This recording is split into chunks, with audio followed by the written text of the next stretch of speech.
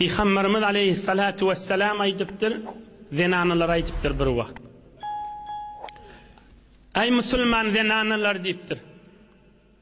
Tesbih sanaňda barmağınızdan hayırlanın diýipdir. Subhanallah, subhanallah, subhanallah, subhanallah. Elhamdülillah, elhamdülillah, elhamdülillah, elhamdülillah, elhamdülillah. Allahu ekber, Allahu ekber, Allahu ekber. La ilahe illallah, la ilahe illallah, la ilahe illallah. Subbuhun kuddus, subbuhun kuddus, subbuhun kuddus. Barmaklarınızdan hayırlanın deyiptir.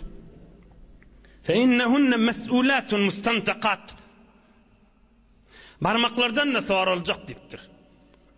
Barmaklar da kepilecek kıyamet gününe deyiptir. El bilin, günah edildi mi, sogab edildi mi sorulacak deyiptir.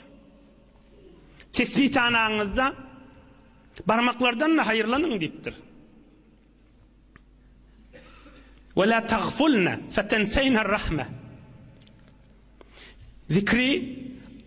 Zikri tesbih sanamani yaddan çıkaramam deyiptir. Allah Zülcelal'i yadınızdan çıkaramam. Allah'ını yaddan çıkarsanız rahmati yaddan çıkararsınız. Yani rahmattan daş düşersiniz. Karanqılığa düşersiniz deydi. وَلَا تَغْفُلْنَ فَتَنْسَيْنَ الرَّحْمَةِ. Allah'ını yaddan çıkarman, tesbih sanamani yaddan çıkarman, Hudaýyň rahmatynyň daşa düşersiniz.